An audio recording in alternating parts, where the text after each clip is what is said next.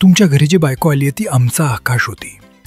तुमच्या घरातली सून आणि तुमच्या आयुष्यातली नवरीबाई आमच्या घरातली चंद्रकोर होती.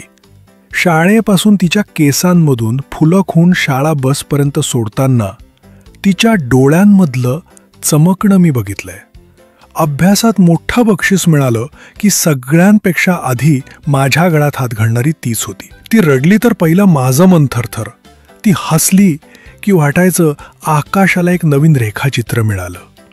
मुलगी मोठी झाली, लग्न ठरलं आणि आता ती तुमच्या घरात आली आहे. तुमच्यासाठी नवी सुरुवात असेल, पण आमच्यासाठी ही थोडीशी संपलेली कथा आहे. ती आता तुमच्याशी भांडेल, तुमच्यासाठी हसेल, कधी कधी डोकं दुखवेल, पण त्याच डोळ्यांतून प्रेमही ओसंडेल. तेच डोळे ज्यांनी बाबांचं पहिलं केस पांढरं झालेलं पाहिलं होतं आणि बळ देऊन म्हणालं होतं, तुमच्याशिवाय नाही बाबा काही. तुमच्या घरात सून म्हणून आलेली ती आमच्यासाठी फक्त एक मुलगी नव्हती, ती आमच्या आयुष्याचा सूर होती. सकाळी उठल्यावर घरात पहिल्यांदा ऐकू येणारा आवाज, रात्री सगळं आवरून झाल्यावर सोफ्यावर अंग झुकवून बाबा एक कप चहा करू का असं विचारणारा श्वास. ती एकटीच नाही गेलीये, तिच्यासोबत आमचं हसणं गेलं, आमचं स्वाभिमान गेला आणि सगळ्यात महत्त्वाचं आमचा दिवस गेला.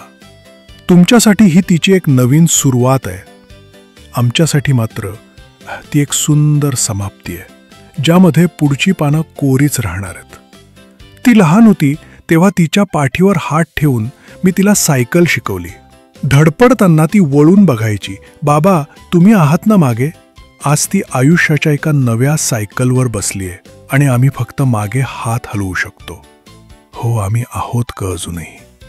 ती जेव्हा आजारी पडायची, आई रात्रभर तिच्या कपाळावर थंड पाण्याचा पट्टी ठेवून जागी असायची आणि सकाळी मी दवाखान्यात न्यायला घ्यायचो. ती माझ्या हातात हात द्यायची. विश्वास होता तिला की बाबा आहेत, काही होणार नाही.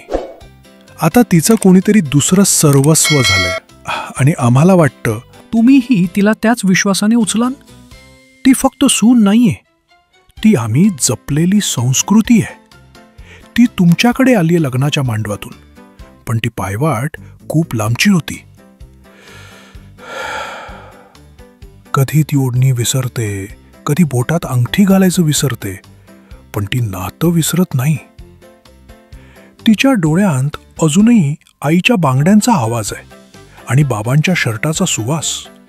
कधी कधी तुमचं तिच्याशी काही किरकोळ बिनसतं तेव्हा तिच्या मनातली आई म्हणते, तू ठीक आहेस का ग बाळा.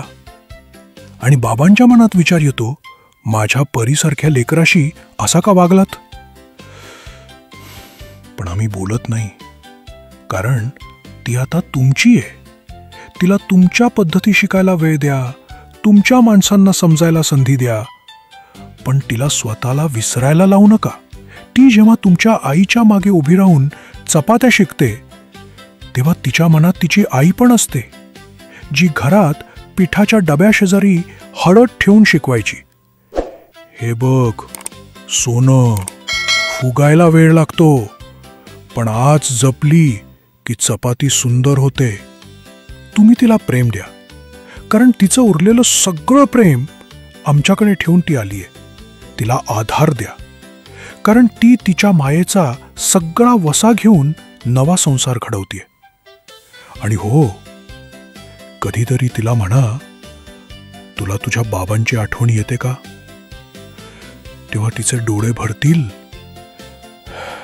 आणि तुम्हालाही वाटेल की ही मुलगी म्हणजे फक्त एक सून नाहीये, ती तर कोणाच्या आयुष्याचं तेज आहे, जे आता तुमच्या घरातला दिवा बनून आलंय. तुमच्याकडे आलेली ही सून नव्हे, ती आमची प्राणज्योत आहे. कृपया जपून ठेवा. जर हे वाचताना तुमचं मन गहिवरलं असेल तर एक हृदय दाबा, तुमचा अनुभव खाली शेअर करा आणि हो, सबस्क्राईब कराच, नाहीतर पुढच्या लेखात आम्ही बाबांच्या अश्रूंचं बंडोगड करणार आहोत. भेटू पुढच्या विषयासाठी. तोपर्यंत नमस्कार.